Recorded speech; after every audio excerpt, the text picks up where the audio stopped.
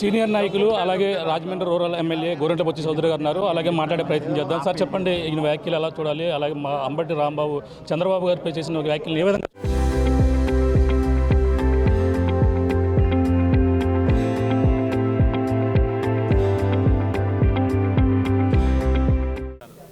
ఒళ్ళు బెలిసి రంకలేసి రాంబాబు ఈ విధంగా మాట్లాడడం చాలా దురదృష్టం. ఒక ముఖ్యమంత్రి, ప్రపంచవ్యాప్తంగా గుర్తింపున్న ఒక ముఖ్యమంత్రి, 4వ ముఖ్యమంత్రిగా ఉన్న వ్యక్తిని కూర్చొని పచ్చిబూతులు అంటే బరిదెగించిన మాటలు, దానిలో పరమార్థం కూడా ఉంది.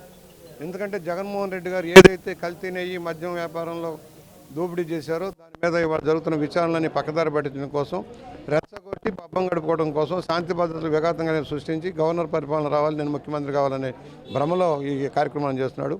పేరుని నాని కానీ, జోగి రమేష్ కానీ, రోజా కానీ, అంబటి రాంబాబు గారు నోటుకు వచ్చినట్టు పేలాపలను వెళ్తే జరిగేది ఏంటో చూశారు. 18 నెలలుగా సహనంతో ఉన్నాం. సోషల్ మీడియాలో తప్పు దారి పట్టించేలాగా ప్రచారం చేసినా, గోబెల్స్ ప్రచారం బూతులు తిడుతున్నా కూడా భరిస్తూ ఉన్నాం. మా కార్యకర్తను దారి వదిలేస్తే ఎలా ఉంటుందో నేను చూశారు శాంపిల్. అలాంటి దుర్మార్గపు ఆలోచన చేసే వాళ్ళకి గుణపడం చెబుతాం. మళ్ళా చెబుతున్నాం, మీరు రఫ్ అంటాం, మేము వచ్చిన తర్వాత నరికేస్తామని చెబుతున్నారు. జగన్మోహన్ రెడ్డికి వార్నింగ్ ఇస్తున్నాం. నువ్వు మరోసారి రఫ్ అంటే నేను రఫ్ ఆడించే రోజులు దగ్గరలో కూడా హెచ్చరిక చేస్తా ఉన్నాం. అంటే కాపులపై కుట్ర పండుతున్నారు చంద్రబాబు నాయుడు. అప్పట్లో రంగా విషయంలో అలా చేశారు, ముద్రగడ విషయంలో కూడా ఆయనపై కక్ష పూర్తి చేశారు. ఇప్పుడు కూడా అంబటి రాంబాబును కూడా హత్య చేసే ప్రయత్నాలు కుట్ర పండుతున్నారని కూడా చెప్పుకొస్తున్నారు. ఎలా చూడాలంటారు? అంబటి రాంబాబే కాపు కాదు కదా. ఇవాళ పవన్ కళ్యాణ్ గారు కానీ, తెలుగుదేశంలో ఉన్న 30 మంది సీనియర్ నాయకులు కానీ అంత కాపులే కదా. మీరిద్దరు ముగ్గురు ఉన్నారు ఆ పార్టీలో, మిగతా వాళ్ళంతా ఇక్కడే ఉన్నారు కదా. కాపుల మీద కుట్రలు అవుతుంది. అంబటి రాంబాబు నోటికి అద్దులు ఉన్నప్పుడు అది కుట్రలు అవుతుంది. మీరు చేసే అరాచకాలంతా చూస్తూ కూర్చుంటే కులం ముద్ర వేసి, మతం ముద్ర వేసి పబ్బం గడుపుకుంటే అయ్యేది కాదు. ఇవాళ కాపులంతా కూడా ఎన్డీఏ కూటమిలో ఉన్నారు, బీసీలంతా ఎన్డీఏ కూటమిలో ఉన్నారు.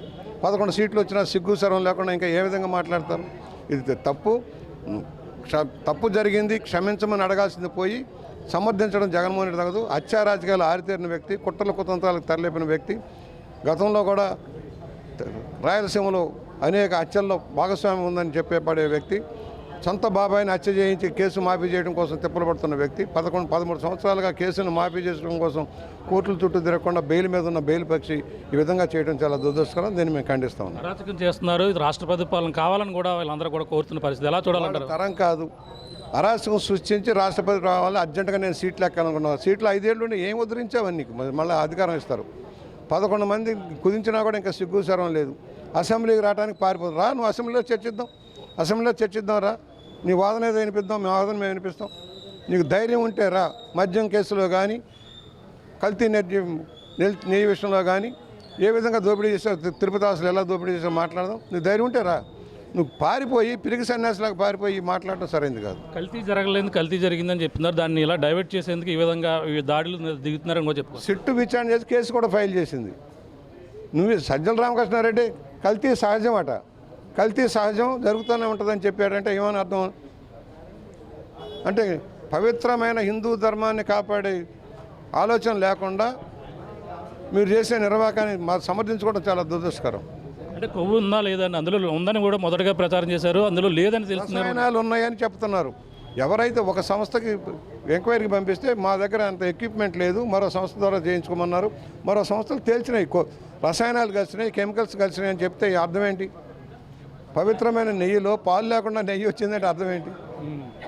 ఇది పరిస్థితి. ఏదేమైనా అరాచక పాలన సృష్టించేందుకు ఇటువంటి కామెంట్స్ అయితే చేస్తున్నారో కూడా చెప్పుకొస్తున్నారు. అలాగే పాలు లేకుండా నెయ్యి తయారు చేసి ఈ విధంగా కల్తీ వ్యవహారంలో కూడా వాళ్ళైతే దొరికిపోయిన పరిస్థితి ఉంది. ఏదేమైనా మళ్ళీ ఈ విధమైనటువంటి చర్యలు సరైనవి కాదు. అలాగే మేము గుణపాఠం చెప్పడానికి మేమంతా కూడా సిద్ధంగా, అలాగే ఈ విధంగా అరాచకాలు సృష్టించి రాష్ట్రపతి పాలన విధించాలని, ఈ విధంగా వాళ్ళు ఆ సీటు ఎక్కాలని ఆశతో ఈ విధమైనటువంటి కామెంట్ చేయడం, ఈ విధంగా రాష్ట్రంలో అరాచకం సృష్టించే ప్రక్రియ దిశలో కూడా వైసీపీ వెళ్తుందని కూడా చెప్పుకొస్తున్నారు. ఏదేమైనా ఈ విధంగా మాత్రం చేస్తే మాత్రం ఊరుకునే ప్రసక్తే లేదంటూ కూడా సీనియర్ నాయకులు అలాగే గోరంట్ల బొత్స చౌదరి గారు చెప్తున్న పరిస్థితి ప్రధానంగా ఉందని చెప్పాలి. ఇక్కడున్న తాజా పరిస్థితి. కెమెరాతో ప్రకాష్, RTV, రాజమండ్రి నుంచి. చరిత్ర సృష్టించినోడు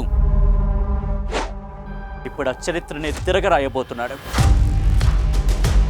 అబద్ధాల గోడల్ని బద్దలు కొట్టి నిజాలను రాగా మీ ముందుంచబోతున్నాడు. నిజమైన వార్తల కోసం వెంటనే డౌన్లోడ్ చేసుకోండి రా యాప్ని.